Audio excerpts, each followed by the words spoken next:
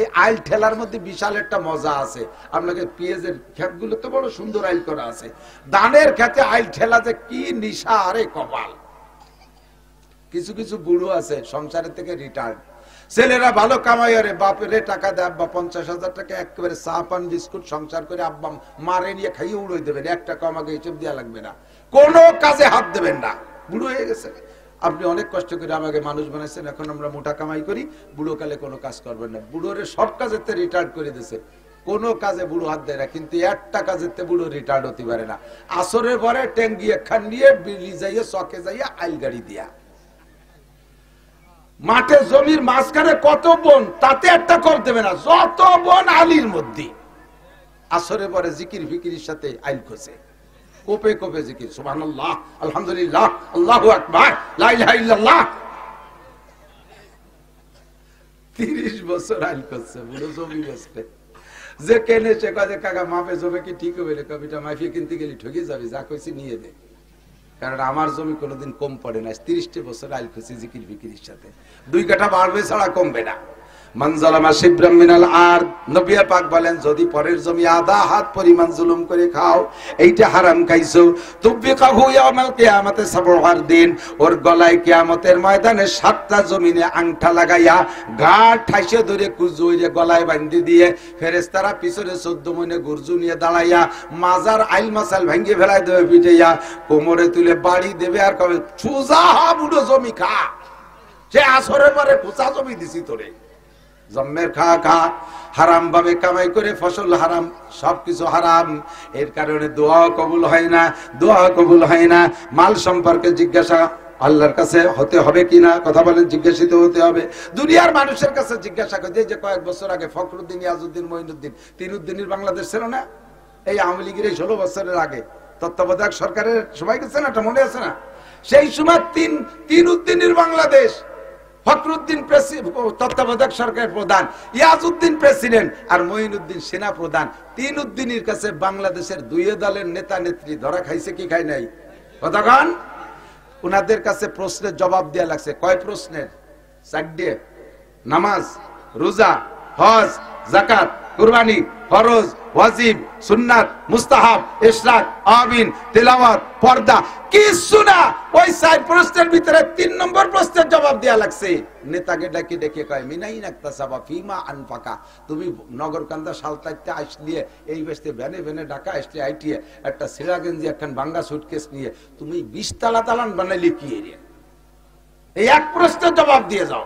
মিনাই নাকতাসাবা ফিমা আনফাকা, এই 20 গাড়ির মালিক হইলে কে রে? তেলের পাম্পের মালিক হইলে কি করে? গাজীপুরে গার্মেন্টস এর মালিক হইলে কি করে? তোমার এই 50 পর 200-500 বিঘা জমি রাখলিয়া এই নগরকান্দা সালতার বিল ধরে রহিবে, এই টাকা কোথায় পাইলো কাকা? এইটুক হয়ে যাও। এই কতি যাইয়া ফখরুদ্দিনের কাছে জবাব দিতে যাইয়া বহুত নেতাগুতা মুহাজিরে ইন্ডিয়া হিজরত করে ইন্ডিয়া চলে গেছে, হিজরত করে লন্ডন, হিজরত করে সিঙ্গাপুর, আর যেগুলো ধরা পড়ছে রমজানের আগেই সেগুলোরে এতেকাফে বসাই দিয়েছে জেলখানায়। কতক্ষণ না? মাত্র 1 প্রশ্ন। কয় প্রশ্ন? মানুষের সামনে মানুষের প্রশ্ন দিতে যদি আটকে যান, আল্লাহ কাবুল হাকিমের সামনে, ও ভাই হারাম খেয়েন না। রাস্তাঘাটে পয়সা পড়া রইছে, রাস্তাঘাটে পড়া লোকেই বলে একে, রাস্তাঘাটে কিছু পাইলে সেইটা ধরে নেবেন না। 2-5 টাকার নোট দেখলি ডাক দেয়, এ কাটা বলছে, কত কাকা? কয় 5 টাকা। 5 টাকা। এই জন্য উনি এলান করতেছে, যদি 1000 টাকার নোট পায় তাহলে সে সময় এলান আসে না, কথা কন ঠিক না? নামাজি মানুষ 1000 টাকার নোটের কাছে শীত হয়ে পড়েন। হারাম মালের কি ক্ষতি আছে, বিশাল ক্ষতি। মাঝে মাঝে তো বলি, এই যে আমাকে বিশ্ব রোড যখন প্রথম হয়েছে, সেই সময় প্রথম এত ভালো রোড তার পাশে ছিল না, ঢাকা খুলনা হাইওয়ে যেটা, তো দূরের থেকে মনে হতো যেন একেবারে পানি রাস্তায়, এরকম দেখা যেত না, পানির মধ্যে পানির মতো দেখা যাচ্ছে। তো ব্যানালারা তো কয় বছর চালাতে পারে না রাস্তা হওয়ার সময়। আমি একবারে আলফাডাঙ্গা মাহফিলে আসবো বাড়িতে, তা কোনো যানবাহন পাই না, ব্যান একখান নিয়ে এসেছি বাড়িতে, যে রাত নিয়ে যাই। তো আমাকে কে খাইনি, আমাদের পাশের গ্রামের এক ব্যানালারা নিয়েছি। আসার সময় কদ্দূরও চালাইছে, এরপরে ওর ব্যান আমি পিছন দিয়ে ঠেলি আর ও সামনে দিয়ে টানে, অজে যাচ্ছি ব্যানে। রাস্তায় লাল লাল কুয়ার ধুলো, গাড়ি ধুলোয় লাল হয়ে গেছি। মাহফিলি গেছি, হুজুর এই অবস্থা, ভ্যানে আইছি। আমি তাড়াতাড়ি স্যান্ডেল পাল্টাতে পাও চুলি গেছে, ভ্যানে আসলে পাও চুলোকে ঠেলি আইছি। অষ্টাস করে রাত্রির ভিড়ে বাড়ি গেছি, যাইতে আলফাডাঙ্গাতে আমার বাড়ি যেতে 4 ঘন্টা লাগছে, ওই ভ্যান ঠেলতে ঠেলতে গেছি দুজনে। তবু একজন সাথী পেয়েছি, কাজ হয়েছে। এইভাবে 4-5 বছর ধরে এই রাস্তা করছে। যখন রাস্তা হয়ে গেছে তখন তার খুশির শেষ নেই।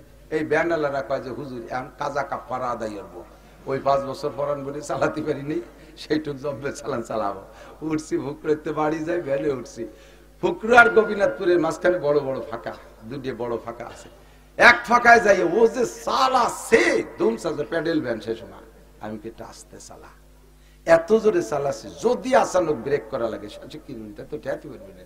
কয় যে হুজুর ওই দেন হাসপাতালের ওই পাশ পর্যন্ত দেওয়া যাচ্ছে, কিচ্ছু নেই, রাস্তা একটা মাছিও নেই। এই 5 বছর চালাই নি, একটু ভরণ বলে চালাই। এই চালাচ্ছে, চালাতে গেলে হঠাৎ করে ব্রেক করে ফেলাইছে, গতি মানে 2-3 মিনিটের মধ্যে ব্রেক, এমন ব্রেক, হার্ড ব্রেক, আমি তো পড়িয়ে যাই। আমি কোনো মতো ধরে দাঁড়াইছি, ও লাফ দিয়ে নামিয়ে পিছনের দিকে যাই, এরকম সৌ দিল রাস্তার পর, সৌ দিয়ে পকেটে ডুবাইয়ে এবার ভ্যানের হ্যান্ডেল ধরে ঠেলে, তা চলে না, চালা তাড়াতাড়ি চালা। আরে হুজুর তা চলবো, আজ চলা সর্বনাশ হয়ে গেছে, চলবে না। কি হয়েছে, কি কয়েছে, ব্রেক ব্যাঙ্গে চাকার মধ্যে ঢুয়ে গেছে। তো তোর কলম যে আসতে চালা, ঠেয়াতে পারবি না, এই মরা ব্রেক তুই কেন করলি? এই লাভ দিলি, পিছনে দৌড় দিলি, সৌমাল্লি রাস্তায় কি হলি কইতে যা, হুজুর চাললে ওই দিয়ে যে 10টা টাকা ফেলানো রয়েছে, চিন্তা করলাম যে কেউ না কেউ তো নেবেই, তাই আনতি যে কি যে সর্বনাশ হয়ে গেছে হুজুর, এই ব্রেকে আমি কয়টা লাগতে পারে, কয় 130 লাগতে পারে। ঢকছে কয় টাকা? 10 টাকা, বেড়ে গেছে কত? বিকেলে আরো 100 টাকা ইনকাম বন্ধ। 10 টাকা হারাম মাল সম্পর্কে আমি বলে থাকি, রাইফেলের গুলির মতো। মুরব্বীরা বলেন রাইফেলের গুলির মতো। রাইফেলের গুলি কারুকি দেখছেন না বাংলাদেশ স্বাধীনের সময়? গুলি ঢোকে জট্টুক, গুলি জট্টুক, অট্টুক ছিদ্র হয়ে ঢোকে, পিছনে কিন্তু অট্টুক নিয়ে বেরোয় না, বুগলা ধরে বেরোয়। হারাম টাকা ঢুকবে 10 টাকা, বুগলা ধরে বেরোয় যাবে, 1000, 2000, 5000 নিয়ে বেরোয় যাবে। যাতে ঢুকবেন সেই জায়গা থেকে বেরোয় যাবে। আপাতত দেখতেছেন যে মোটা, বেশি দেরি নাই, বেশি দেরি নাই। আমার কাছে অনেক মনে হয়, আল্লাহ পাক রব্বুল আলামিনের কাছে অনেক না, অনেক সময় না, একটু পরে 2-5 বছরের ভিতরে দেখবেন বিস্ফোরণ শুরু হয়ে গেছে। দোকানটা পুড়িয়ে গেল কেন? দোকানটা পুড়িয়ে গেল কেন? এমন মারাত্মক রোগ কেন হবে? আমি তো নিজেরাই অভিযোগ করি, যদি কখনো রোগ হয় আমি অভিযোগ করি, আমাকে খুঁজি, কেন আমার রোগ হবে? আমার রোগ হতে পারবে না, আমি হারাম খাই না, আমার কেন রোগ হবে? হাত দিয়ে দেখেন বড় বড় মারাত্মক এইগুলো কেন হচ্ছে?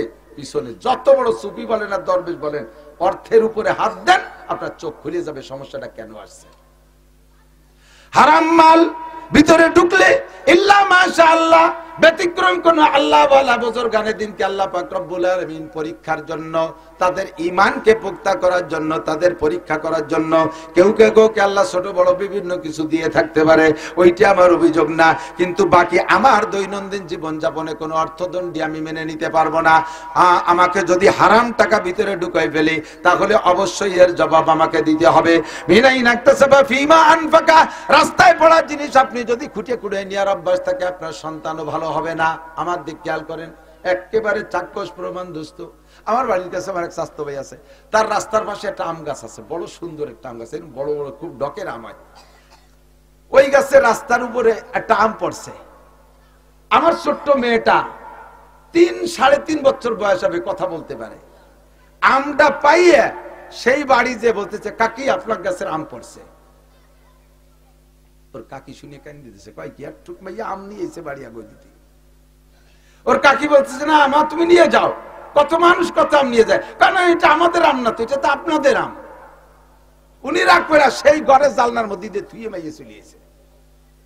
আব্বা মা যদি রাস্তায় কুড়োই খাওয়ার অভ্যাস থাকে, ছেলে মেয়ে এইভাবে কুড়োই খায়। আব্বা মার যদি অভ্যাসটা থাকে পরেরটা খাওয়া, ছেলে মেয়ে তো জীবনও কোনোদিন হারামে হাত দেবে না। আপনি যদি সন্তান ভালো করতে চান, হারাম খাওয়ার স্বভাবটাকে পরিহার করেন। আন মালিকি মিন আইনা ইকতাসাবা ফিমা আনফাকা। 3 নম্বর ইমিগ্রেশন। 4 নম্বর ইমিগ্রেশন মাযা আমিলা বিমা আলিমা। ওয়াজের ময়দানে এই বছরে কম শোনেন নাই, নগরকান্দা সালতা প্রত্যেক গ্রামে গ্রামে এই মাঠেই কয়টা হয়ে গেছে, আরো কত মাহফিল রয়েছে। শুনবেন দোস্ত, এই মাহফিল থেকে যা শুনেছেন কোনো কথা আপনাদের জানতে বাকি নাই। ব্যক্তি জীবন থেকে নিয়ে রাষ্ট্রীয় জীবন পর্যন্ত যেখানে যা লাগবে উলামায়ে কিরাম খুঁটে খুঁটে পাল্টায় পাল্টায় সবাই বলে এই যা শিখেছো এরপর আমল করছো কতটুকু বলে যাও। মাওলানা সাহেব হাজার হাজার কিতাব পড়ে তুমি এই কিতাব অনুযায়ী আমল করেছো কতটুকু, হাফেজ সাহেব কতটুকু করেছো, তবলিগের সাথী কতটুকু করেছো, হজের মাঠে শ্রোতারা কতটুকু আমল করেছো, আল্লাহর কাছে জবাব দিয়ে যাও। এই জন্যই তাকুল্লাহ, যে আল্লাহকে ভয় করি। কয় কি রকম ভয় করতে হবে? হাক্কা তুকাতিহি, যেমন ভয় করা দরকার সেরকম ভয় করো। যেরকম ভয় করলে আমার দিক, যেরকম ভয় করলে ফজরের নামাজ ছুটে না, যেরকম ভয় করলে 5 ওয়াক্তের নামাজ ছুটে না। আরে 1 ওয়াক্ত নামাজ ছুটে গেলে আমাকে 230 কোটি 40 লক্ষ বছর জাহান্নামে পড়তে হবে, আল্লাহর সামনে জবাব দিতে হবে। এইটা আমার দ্বারা সম্ভব না। এই ভয় ভিতরে যখন এমন হবে যে যেই ভয় তোমাকে নামাজ থেকে বিরত রাখতে পারে না, এরকম ভয় তোমার মধ্যে তৈরি করতে হবে। জিনা করতে গেলে আল্লাহকে দেখবা, চুরি করতে গেলে আল্লাহকে দেখবা, পরের মালে হাত দিতে গেলে আল্লাহকে দেখবা। এমন ভয় অন্তরে তৈরি করো। ওয়াবুদুল্লাহ কান্নাকা তারাহু, ইবাদতের মধ্যে আল্লাহকে দেখবা, তেলাওয়াতের মধ্যে আল্লাহকে দেখবা, অন্যায় কাজে গুনাহ করতে গেলে আল্লাহকে দেখে ফিরে আসবা। এমন একটা ভয় তোমার অন্তরে সেট করো। যদি যে ব্যক্তি এরকম ভয় সেট করতে পারবে, আল্লাহ পাক রব্বুল আলামিন তার জন্য কয়েকটা পুরস্কার রেখেছে। আমার দিক তাকান, কয়েকটা পুরস্কারের ভিতরে একটা পুরস্কার হলো ওমাইয়াত্তাকিল্লাহা ইয়াজআল লাহু মাখরাজা। যে আল্লাহকে ভয় পায়, যে আল্লাহকে ভয় পায়, আল্লাহ তাকে হাজারো বিপদ থেকে বের হওয়ার জন্য সহজ পথ বের করে দেয়। আল্লাহর ভয় যদি অন্তরে থাকে, আমি এই জন্য এখন পরামর্শ দেই, এ ওয়াজ তো তারা ঘরে বসে পাবে না। জেলখানার মধ্যে যারা আছে, যারা জেলের মধ্যে আটকে আছেন, এতদিন বাইরে থাকতে যা যা করছেন না করছেন, যদি আমাদের এই আওয়াজটা কানে যায়, একটু আমলে নিয়ে আসেন। জেলখানার মধ্যে থেকে আল্লাহর প্রতি ভয় তৈরি করেন। ওই জায়গায় বসে বেশি পাকাপাকি করে না, খালি বাইরতি পল দিয়ে দেখায় চালিয়ে দেবো। তাহলে কোনোদিন হয়তো বের হতে নাও পারো, আর বের হতে পারলে এমন ভাবে বের হবার দেখানোর ক্ষমতা থাকবে না। কথা কন? তুমি ওর মধ্যে এই প্ল্যান না কইরা নিজেকে নিজে তৈরি করো। আরে এতদিন আমরা শাসন করেছি, আজকে আমরা শাসিত হইতেছি, মানুষের কাছে ধরা পড়ে গেছি, বের হইতে পারি না। আল্লাহ কামুল হাকিমিনের কাছে যদি ধরা পড়ি, ও নেতারা কত বন আর কত টন আর কত রাস্তা মেরে খাইছো, গরিবের মাল মেরে খাইছো, সরকারি বরাদ্দ গুলো ধরে আলোট ধরে মেরে দিয়েছো, রাস্তাঘাট ব্রিজ কালভার্ট সব খেয়ে ফেলাইছো। জবাব আল্লাহর কাছে দেওয়া লাগবে কি লাগবে না? এই ভয়টা অন্তরে তৈরি করো। আল্লাহ কয় ওমাইয়াত্তাকিল্লাহা ইয়াজআল লাহু মাখরাজা। দুনিয়ার কোন নেতা নেত্রী বের করতে পারবে না। অন্তরে ভয় তৈরি কর, আমি আল্লাহ বিপদ থেকে বের হওয়ার ব্যবস্থা করে দেব। ওয়ারযুকহু মিন হাইসু লা ইয়াহতাসিব। তাকওয়ার 2 নম্বর পুরস্কার হলো ওয়ারযুকহু মিন হাইসু লা ইয়াহতাসিব। ধারণার বাহির স্থান থেকে আল্লাহ মোটা রুজির হালাল ব্যবস্থা তৈরি করে দিবে। আল্লাহ আমার দিক তাকান। ইউসুফ নবী আলাইহিস সালাতু ওয়াস সালামের তাকওয়া বলবো। ঘরের মধ্যে আটকাইছে জুলাইখা, ছোটবেলা থেকে পাইলে বসে বড় করছে। জুলাইখারে এ ব্যাপারে বিলকুল অভিযোগ করা উচিত না, কারণ এই মানুষটার কাছে এনিমের এভরিবডি দুর্বল। উনি ছোটবেলায় মা মারা গেছে, উনার ফুফু, আপন ফুফু উনারে নিয়ে পালতো। সেই ফুফু ভাতিজাকে এমন ভালোবেসে বেলাইছে, তার চেহারা, তার চাল চলন গুণে। বয়স যখন হয়েছে বাপের কাছে দিতে হবে, সেই সময় ইয়াকুব আলাইহিস সালাম বলতেছে, বোন আমার ছেলেটারে দে। ফুফু কয় না ভাই, দিতে পারবো না, ওরে দিলে আমি বাঁচবো না। ফুফুর সাথে ভাতিজার কোনো খারাপ সম্পর্ক না, কিন্তু এমন চেহারা, এমন ভালোবাসা তৈরি হয়ে গেছে, ছাড়তি রাজি না। তো ওই সময় এদিকে বাপে তো নিয়ে আসতে হবে, ছেলের লেখাপড়া শিখাতে হবে। বাপ তো নবী, ছেলে তো মূর্খ রাখা যাবে না, নিয়ে আসতে হবে। বাপের বাড়ি না আসলে তো লেখাপড়া করবে কিভাবে? তা আনার জন্য বারবার পিড়ে পিড়ি করতেছে, ফুফু তারে দেবে না। ফুফু এই ভাতিজাকে রাখার জন্য কৌশল আসছে। ওই সময় বিচার ব্যবস্থা ছিল, চোরে যদি কোনো মাল চুরি করে আর ওই চোরের কাছে ওই মাল পাওয়া যায়, তাহলে তার বিচার হলো মালের মালিকরে চোরটা দিয়ে দিতে হবে। যাও, তোমার রেডি দিয়ে দিলাম, তুমি কাজে লাগাও। এখন ইয়াকুব আলাইহিস সালাম ছেলে চাইতেছে, বোনটা দেবে না, ফুফুতা ভাতিজাকে আসতে দেবে না। যখন বাপে জোর করছে আনবই, তখন হুবুতে করছে কি যে ঠিক আছে তাই যাও তোমার ছেলে তুমি নিয়ে গেলাম যেতে পারো না। ব্যাগের মধ্যে উনার স্বর্ণের একটা পিয়ালা ছিল তাই ডুবে দিছে। কোন ফাঁকে ঢুকে দিছে পোলাপান মানুষ টের পাইনি। বাড়ি চলে আসার পরে করছে ভাই দাদি তোমার সাহালের ব্যাগের মধ্যে আমার সোনার পেয়ালা নিয়ে গেছে নাকি, আমার সে সোনার পেয়ালা পাচ্ছি না, তালাশ করিয়ে খুঁজে দাও দিয়ে এনেছে নাকি। ব্যাগ খুলে দেয় যে সে সোনার পেয়ালা ওর ব্যাগের মধ্যে। কয় যে তাহলে শরীয়তে যে বিচার আছে এই দেশের বিচার অনুযায়ী তোমার ছেলের আমার বাড়ি দিতে হবে। শুধু ভাতিজারে ভালোবেসে এই কৌশল তৈরি করছে।